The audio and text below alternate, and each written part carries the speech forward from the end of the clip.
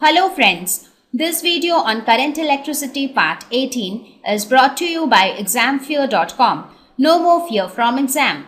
Please make sure that you have watched all the videos till part 17 before going ahead with this one. Now let us look at the microscopic form of Ohm's law.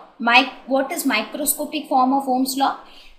Normally Ohm's law is defined in terms of voltage and current.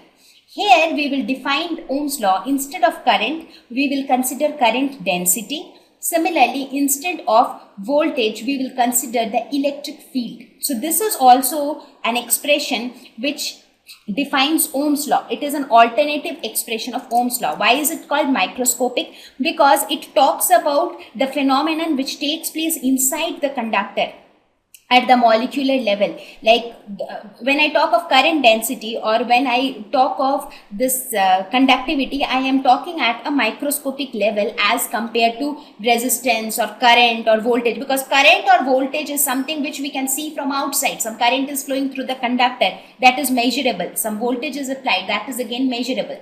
So microscopic forms of Ohm's law is the one which is defined in terms of current density rather than current.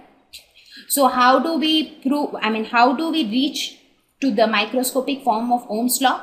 As defined, current density is current per unit area. Now we already know that current is equal to ANE into VD. Therefore, we can write current density is equal to ANE VD divided by A. So this A and A will get cancelled. So this is equal to NE VD. Now we already have an expression for drift velocity, so we can put that expression here. Now there is a negative sign with drift velocity, which is nothing but to indicate the direction of the velocity. Okay, so here we get NE square E tau divided by M. So J is equal to NE square tau divided by M into E. So what is this? If you look at it, it is nothing but we know that resistivity rho is equal to M divided by NE square tau, right? We have seen in our previous slides. So this is nothing but 1 by rho into E. And what is 1 by rho? 1 by resistivity, that is inverse of resistivity, is conductivity, which is sigma. So J is equal to sigma E.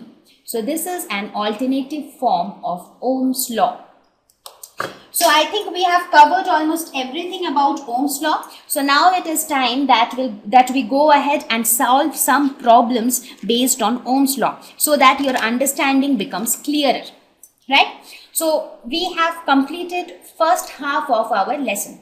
So we will solve some problems and then we will start the second half with study of resistors. Thank you.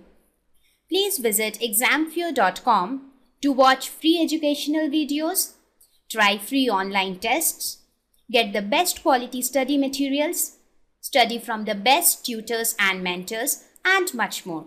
Thank you once again.